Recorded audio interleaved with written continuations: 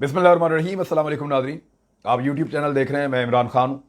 Campaign के अब आखिरी 2 दिन रह गए हैं, यानी जुमेरात और जुमे को कंपेन चलेगी। और आपको पता है कि 2 दिन पहले जब भी कभी इलेक्शन होते हैं तो कंपेन बंद हो जाती है। फिर उसके बाद वोट नहीं मांगा जा सकता, जलसा नहीं होता, जुलूस नहीं होता। फिर तैयारियां की जाती हैं, गाड़ियों को बंदोबस्त किया जाता है, हतमी शक्ल दी जाती है तमाम चीज़ों को, और फिर एतवार वाले दिन पोलिंग होगी। ये जो ज़िमनी इलेक्शन है, ये पाकिस्तान की तारीख के सबसे अहम ज़िमनी इंतखाबात हैं। मैं आपको बताता हूं ये कैसे सबसे अहम है और क्यों सबकी इसके ऊपर तवज्जो है। ये 20 सूबाई हलकों के अंदर ज़िमनी इंतखाबात होने जा रहे हैं। यहां पाकिस्तान तहरीक इंसाफ के लोग थे, और अब ये इलेक्शन जो है ये फैसला करेगा कि हुकूमत किसकी बनेगी सूबे में। यानी दोनों पॉलिटिकल पार्टीज के पास अक्सरियत मौजूद नहीं है। मुस्लिम लीग नून के पास अपने तमाम इत्तेहादियों, आज़ाद उम्मीदवारों और मुख्तलिफ जमातों की मिला जुला कर 177 की अक्सरियत है। 177, 9 बंदे कम है उनके। दूसरी जानिब पाकिस्तान तहरीक इंसाफ के पास अपनी 2 पार्टियां उनकी टोटल, और उनकी स्ट्रेंथ है इस वक्त 173। तो उनके पास 13 लोगों की कमी है। अगर वो 13 लोगों को हासिल कर लें, वैसे अगर वो 10 भी हासिल कर लें और आज़ाद उम्मीदवारों में से कुछ तोड़ लें, या राहे हक पार्टी को या किसी और को साथ में ला लें, या वो साथ में ला लें चौधरी निसार अली खान को, तो तब भी वो डेंट कर सकते हैं पीएमएलएन को।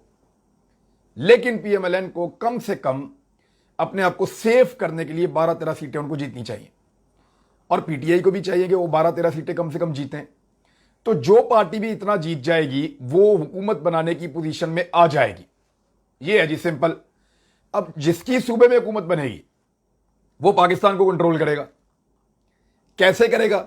शहबाज शरीफ सिर्फ इस्लामाबाद के वजीर आज़म रह जाते हैं अगर पंजाब में हुकूमत नहीं होती तो, और अगर पंजाब में हुकूमत होती है तो फिर वो पूरे आधे पाकिस्तान के वो मालिक रहते हैं।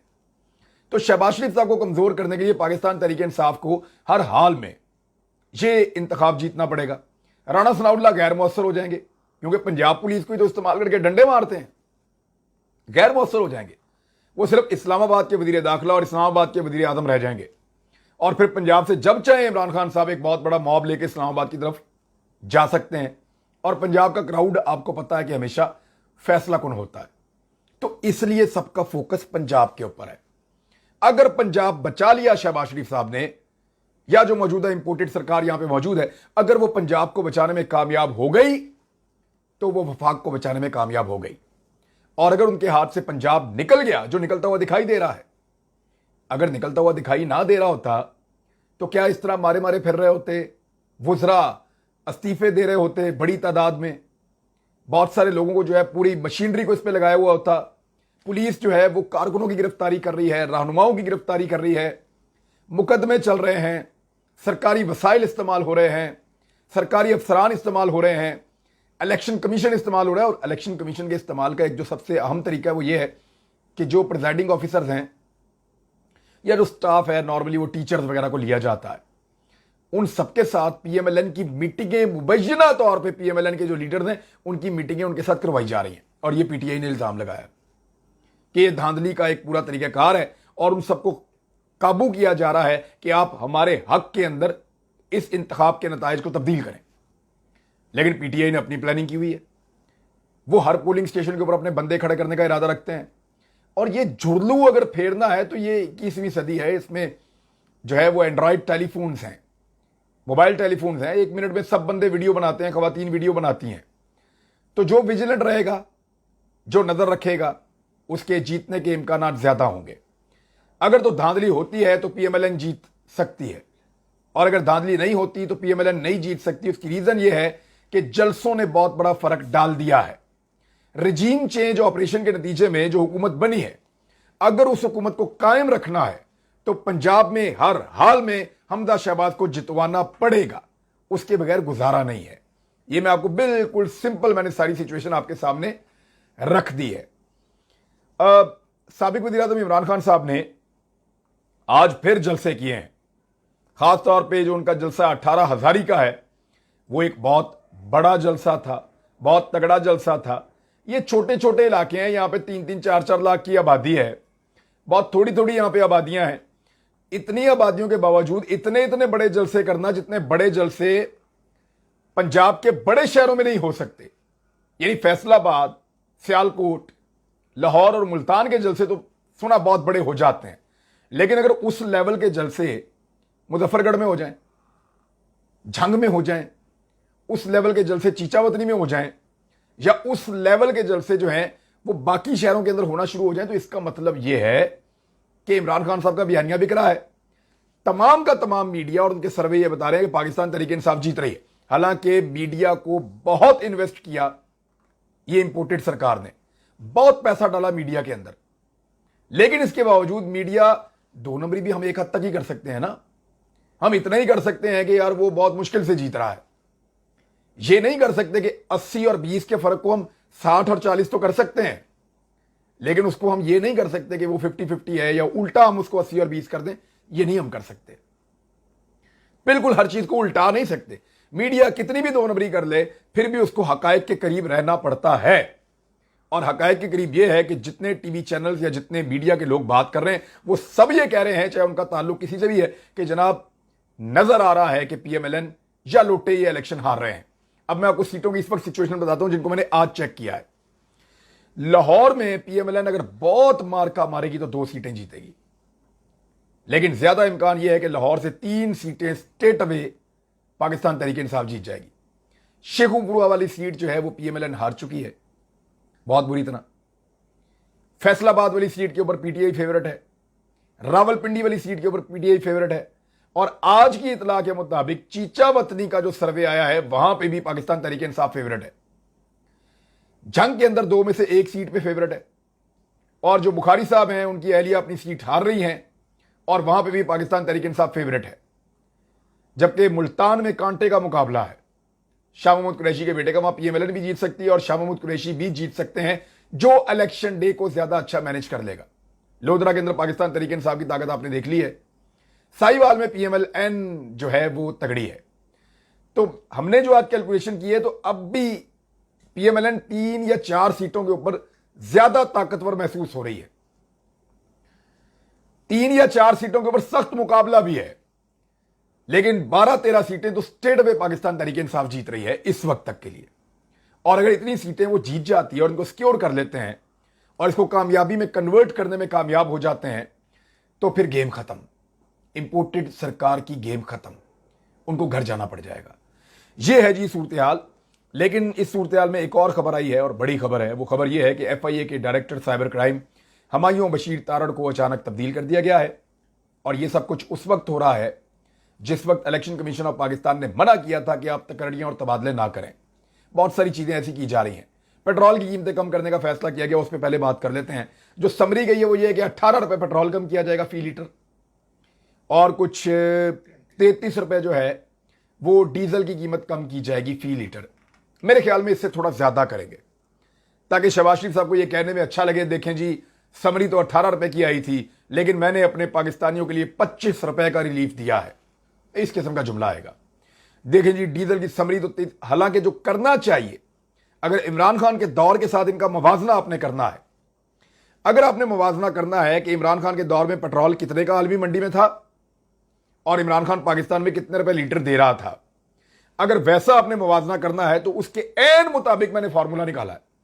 मैं आपको बता देता हूं कि अगर इमरान खान को मैच करना है, या उसकी जो पेट्रोल की कीमतें उनके साथ मैच करना है, मैं बहुत कम करने की बात नहीं कर रहा, इमरान खान की वो वाली पेट्रोलियम मसनूआत की कीमतें जिन पे नून लीग पीपल्स पार्टी बहुत एहतजाज करते थे, फजलुर रहमान भी, अगर उन कीमतों को सिर्फ मैच करना है तो पेट्रोल की कीमत कम से कम भी 115 रुपए कम करनी पड़ेगी, अगर इमरान खान को मैच करना है तो, क्योंकि आलमी मंडी में कीमतें बहुत कम हुई हैं। और अगर इमरान खान को मैच करना है तो 115 रुपए पेट्रोल की कीमत कम करें और डीजल की कीमत कम से कम 150 रुपए कम करें, तो फिर यह जाकर इमरान खान साहब के दौरे हुकूमत की जो कीमतें थी पेट्रोलियम मसनूआत की, डॉलर के नुक्ता नजर से उसको मैच कर जाएंगे, उसके करीब पहुंच जाएंगे।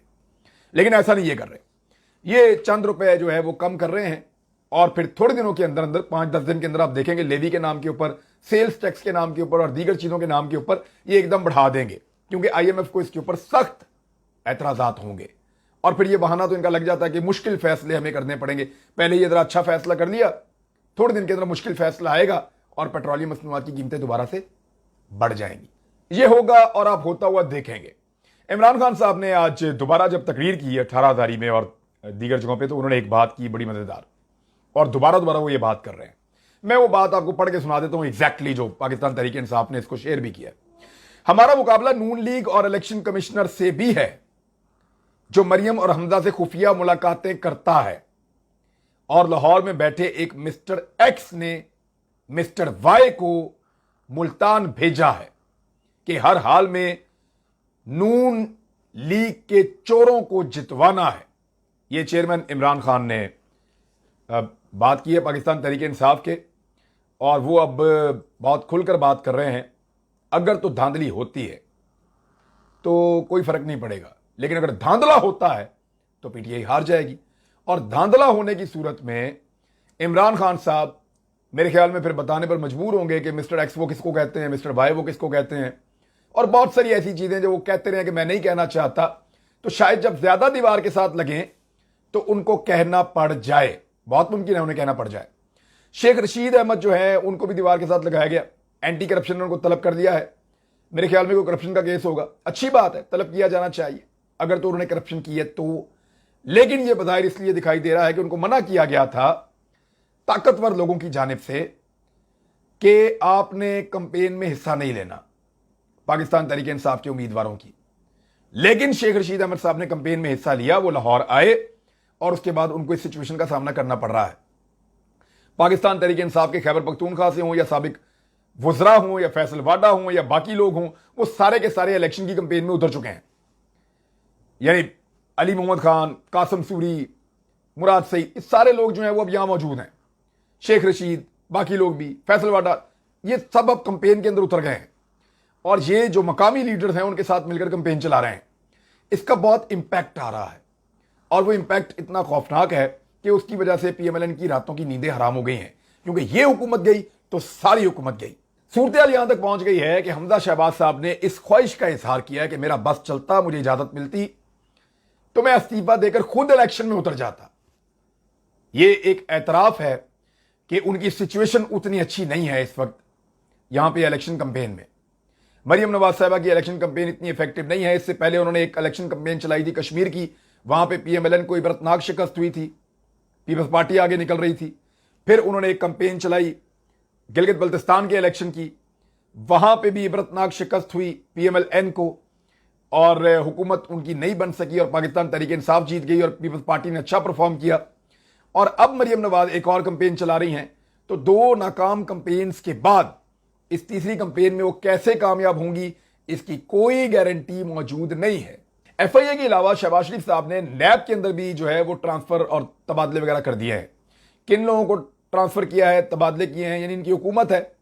और शहबाज शरीफ को गिरफ्तार करने वाले डायरेक्टर को लाहौर से सक्कर भेज दिया गया है, जिसने शहबाज शरीफ को गिरफ्तार किया था। और चेयरमैन कौमी एहतसाब ब्यूरो जाहिर शाह ने 13 डायरेक्टर्स के तबादलों की मंजूरी दे दी है। अच्छा, ये जो डायरेक्टर हैं जिनको तब्दील किया गया है, इनमें डायरेक्टर इंटेलिजेंस मोहम्मद असगर, आफ्ताब अहमद, खावर इलियास और नैब लाहौर के डायरेक्टर एडमिनिस्ट्रेशन नदीम शाह के नाम भी शामिल हैं। डायरेक्टर इंटेलिजेंस नैब लाहौर मोहम्मद असगर ने शहबाज शरीफ को गिरफ्तार किया था, इनका लाहौर से सक्खर तबादला कर दिया गया है, अच्छी सजा दी है। जराये का कहना है कि तबादलों की फहरिस्त में शामिल आफ्ताब अहमद और खावर इलियास नून लीगी रहनुमा ख्वाजा आसिफ और साद रफीक के अलावा अहद चीमा और फवाद हसन फवाद के खिलाफ तहकीकात कर रहे थे। तो अब आप अंदाजा करें कि जिन जिन लोगों ने इन पर तहकीकात की, या जो जो लोग इन पर तहकीकात कर रहे थे, या जिन्होंने गिरफ्तार किया, उनसे इस तरीके से बदला लिया जा रहा है। तो पहले भी इसके ऊपर सुप्रीम कोर्ट ऑफ पाकिस्तान ने नोटिस लिया हुआ था। मेरे ख्याल में सुप्रीम कोर्ट ऑफ पाकिस्तान इसके ऊपर दोबारा भी बात कर सकते हैं। और एक चीज और हुई है, वो मैं आपको बताना चाहता हूं कि मुझे पेश होना पड़ा आज के दिन में अदालत के अंदर चकवाल में, क्योंकि वहां पे मैं जुडिशल था, बाकी जगहों से मेरे केस खत्म हो रहे थे। तो जज साहब की अदालत में जब मैं गया तो वहां पे वो शख्स आ गया जिसने मेरे ऊपर मुकदमा दर्ज करवाया था, सकलैन उसका नाम था। और उसने आकर कहा, जी मुझे तो पता ही नहीं था कि मैंने ये पर्चा करवाया। और उसने बाकायदा बयान वीडियो के ऊपर रिकॉर्ड करवाया सदीक जान को। मैं वो बयान सुन के हैरान हो गया। उस शख्स ने यह बताया कि मैं तो पुलिस स्टेशन भी नहीं आया, मैंने कोई दरखास्त भी नहीं दी, मैं इमरान रियाज खान से पहले कभी मिला भी नहीं, मैंने उनका कोई वीलॉग या कोई तकरीर या कोई चीज देखी भी नहीं, मुझे किसी कंटेंट का पता भी नहीं है। मुझे एसएमएस मौसूल हुआ कि आपने एक एफआईआर दर्ज करवाई है, और मैं तो किसी को कुछ मैंने कहा ही नहीं, मेरे से पूछे बगैर मेरे बिहाफ के ऊपर एक एफआईआर दर्ज कर दी गई है। तो वो कौन है जो एफआईआर दर्ज कर रहा है? मुद्दई को पता ही नहीं है कि मैं कर रहा हूं, और वो आकर उसने एफिडेविट लिख कर दिया अदालत में और उसने कहा जी मुझे कोई एतराज नहीं है, मुकदमा खत्म कर दिया जाए। तो जब उससे पूछा कि आप ये क्यों कर रहे हैं, उसने कहा जी मेरा ज़मीर गवारा नहीं करता, ये बंदा अच्छा है, पूरा पाकिस्तान जो है वो इसके साथ खड़ा है, तो मैं जो है वो इस तरह की हरकतें कर रहा हूं। उसने बताया कि उसके घर में एक बेटी पैदा हुई है बड़े लंबे अरसे के बाद, बहुत इंतजार के बाद, तो उसकी बीवी उसको घर में नहीं आने दे रही। ये उसने बताया कि मेरी बीवी मुझे घर में नहीं आने दे रही, मेरे से मिलने को तैयार नहीं है, कि ये जुल्म और ज्यादती तुमने क्यों की है। एक और मुद्दई का मुझे फोन आया, उसने कहा मेरी अम्मी मुझे घर में नहीं आने दे रही। तो ये इस तरह की सूरत हाल है। तो मैंने उन्हें ये कहा कि अल्लाह ताला माफ करने वाला है, मैं तो कोई नहीं हूं। तो जब आपने खुद ही अपनी गलती का एतराफ कर दिया, और गलती उसने कहा मेरी है भी नहीं, और मुझे नजर भी आ रहा है कि उसकी गलती नहीं है, वो ये मान ही नहीं रहा कि उसने मुकदमा करवाया। वो कहता खुद ही मुकदमा हो गया और मेरे खाते डाल दिया पकड़ के। वैसे वो बंदा जो है वो नक्शे वक्शे बनाता है, अगर कोई मर्डर हो जाए, कोई ऐसी चीज हो जाए, तो पुलिस के लिए नक्शे बनाने का काम करता है। प्रोफेशनल आदमी, उसका वालिद भी यही काम करता था। अब वो बंदा कह रहा है जी मैंने तो मुकदमा करवाया ही नहीं, ये खुद ही कर दिया इन्होंने, और पुलिस वाले तो मुझे मिले भी नहीं, मेरे से किसी ने पूछा भी नहीं। तो मैं आगे ये लिख कर दे रहा हूं, मेरी फैमिली मेरे से नाराज है, पूरा शहर मेरे से नाराज है, ये मैं लिख कर दे रहा हूं, मेरी जान छोड़ें और आप सबको बता दें कि मैं आपका मुद्दई नहीं हूं। अदालत में भी उसने लिख कर दे दिया और बयान भी उसने दे दिया, और उसके बाद वो हमारे साथ सेल्फियां बनाता रहा वहां खड़ा होकर, ये मैंने फोटो बनानी, मेरा नंबर भी लेके गया है कि मैं आपसे अगर कभी रब्ता करना चाहूं, मैंने कहा भाई कर देना आप। तो मैंने ये कहा कि क्योंकि इस आदमी ने खुद ही गलती का एहसास हुआ और ये मामला ऐसे खत्म हुआ, तो हम कोई कानूनी कार्रवाई नहीं करेंगे। लेकिन याद रखें, मैं उन तमाम मुद्दइयों को यह कह रहा हूं जिन्होंने गैर कानूनी तौर पर मेरे ऊपर यह मुकदमा दर्ज करवाए हैं। आप खुद ही अपने शहर के किसी भी सहाफी से रब्ता करके उसको आप कह दें कि आप ये मुकदमा वापस लेना चाहते हैं, ये झूठा मुकदमा है, तो हम कोई कानूनी कार्रवाई नहीं करेंगे। लेकिन जो लोग झूठा मुकदमा और उसके ऊपर खड़े रहेंगे, अल्लाह रब्बुल इज्जत इंशाल्लाह जब हमें सुरखरू करेगा, केस के मेरिट्स के ऊपर मैं बात नहीं कर रहा क्योंकि मुझे अदालत ने मना किया हुआ है, तो अल्लाह रब्बुल इज्जत जब हमें सुरखरू करेंगे तो हम अपना कानूनी हक उन लोगों के खिलाफ जरूर इस्तेमाल करेंगे। ये मेरा आप सबसे वादा है।